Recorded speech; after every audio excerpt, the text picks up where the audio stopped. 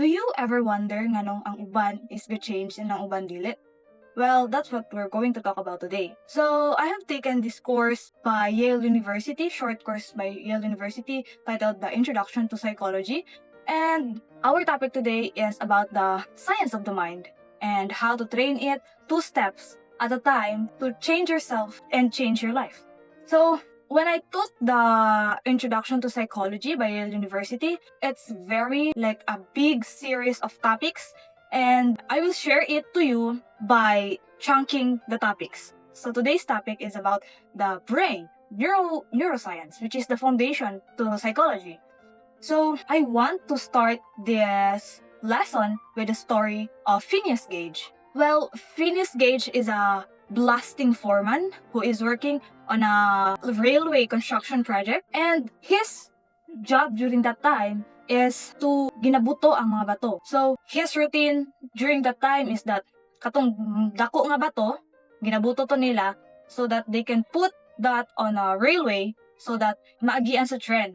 So, bato. Then, his routine nga during that time is that he is making a hole on that big stone. He's making a hole and then putting fuse or katong gabutang pud siya og pulbura, like powder, pulbura, and putting it a fuse. Then after that, he will put the sand and a soil. Then using his stamping iron, ginatamp to niya para i-press ang sand and ang soil. So he is making it so that he can control the pagsabog of the bato. So after that, after he press or he tamp the sand and the soil, so he is going to make it buto. So ginabuto na to niya ang mga bato. So after that, he is putting the small pieces of stones on the railway so that the train can pass by. So one day, nahitabo kani nga dili dindot nga happenings, which is no one knows unsa ba yung nahitabo. But basically siguro na-skip si Phineas Gage sa iyang routine, which is wala siguro niya nabutangan og sand and ng soil ang bato. So pagbutang niya sa iyang tamping iron, ning buto ang bato. And the tamping iron flew upward. But unluckily, katong iyahang tamping iron, ang tamping iron ni Phineas Gage is mingagi sa iyang ulo. So, paon sa to? So, his tamping iron goes through under his left cheek and ning sulod sa iyang ulo, paana. So, it flew away and past his brain and landed several feet away. But miraculously, wala namatay si Phineas Gage agad-agad. After that incident, wala tayo siya namatay. But after a few minutes, nawala lang iyang conscious. Then, after like days, so he goes through operations and nag-infection siya and nagkasakit po siya. And miraculously and luckily, Phineas Gage survived after a month lang. So, he is very fine. Like, he can still talk, he can still hear, he can still see, he is not paralyzed, and his intellectual capacity, wala nawala. So, he's really fine. But, there's one thing na dili siya lucky. So, what is that one thing? So, gi-explain to sa mga kaila niya. Kaila kay Phineas Gage. So, ang ilahang pag-explain sa one thing that unluckily happens to him is the transformation. So, they say that Phineas Gage transforms. And they say it like this.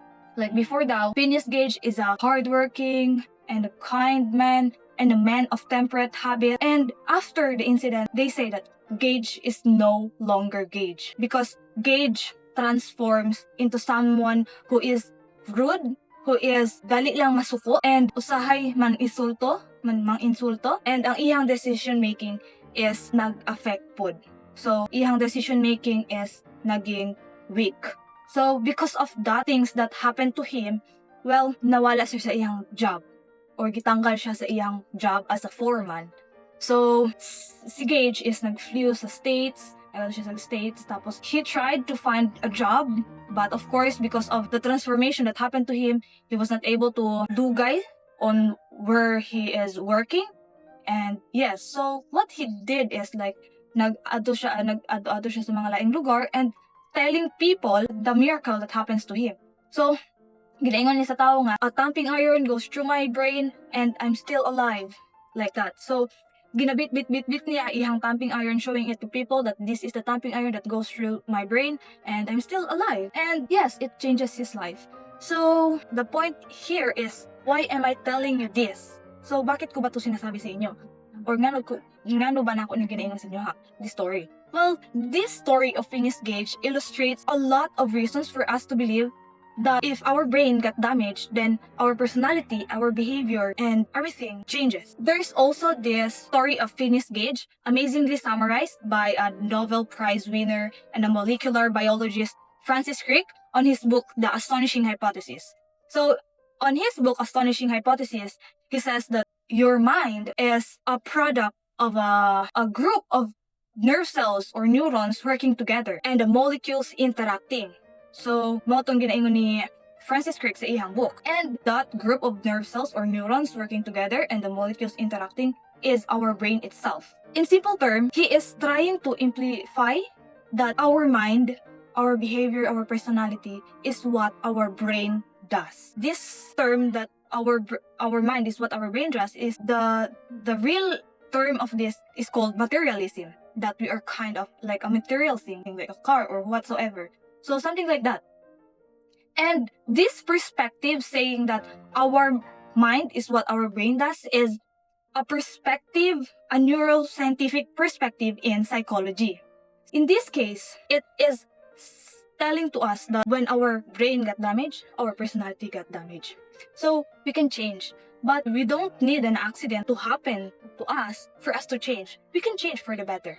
So now I'm gonna share you the 2 steps on how to change your brain, to change yourself and change your life. So step number 1 is to get enough sleep, because when you sleep, your brain is resting, your brain is healing, and your brain is growing more connection. It is really according to a lot of psychologists. So second is learn something new. When you learn something new, your brain, your nerve cells, or your neurons, dendrites is growing. So when it's growing, so your brain, it means your brain is changing. And also your myelin is getting stronger. So when it's getting stronger, your brain also changes. So that's all for today. Thank you for joining me here and listening for this lesson, and I hope you really learned something, and I hope that you will start changing your brain now by getting enough sleep and learning something new every day. I hope also that you keep joining me, and let's build a community where we learn how to change our brain, to change ourselves, and change our life. So that's all. Thank you so much.